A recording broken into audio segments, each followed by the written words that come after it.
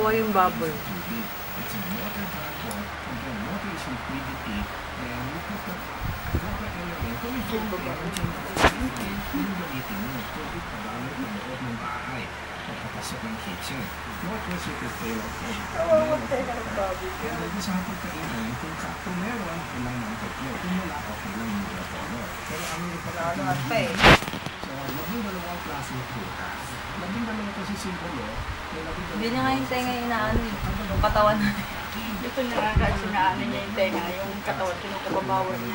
Hindi, kinakagat niya yung katawan mo. Pero,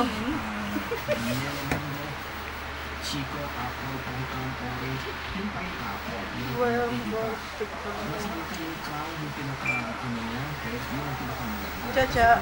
Ang pineapple is pronounced all-right. Paano naman? Swerte. Luck.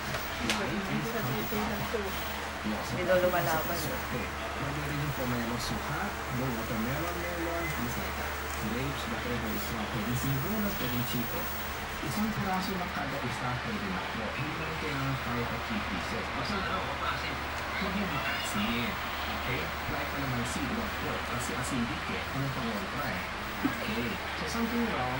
Kung kaya ng budget din mga for fruits, go for it. Kung kaya ng isa lang, pwede na po yun. And then kasama po isang plato o isang tinami ang quick ride, hindi pa maluluto ng bigas. Stay put with it.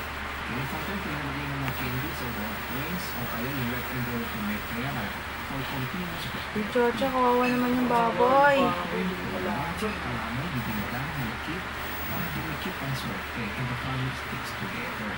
Okay? And then we got all the lights on, tapos Chacha. it on, yung hangin papasok sa loob ng bahay. Pinto, Kawawa naman yung buntot. bahay dito sa hila, hindi na kung dito. Bintana, lights on, doors open, except sa CR. Kasi lahat sila Chacha, oh, ayun o, bye-bye. and then lastly, facing northwest sa your prayer. Kung may sabi lang po, mga 11 Hindi siya matatapos dito sa baboy na. mamaya, please conduct ng New Year, say your prayer. Ako po.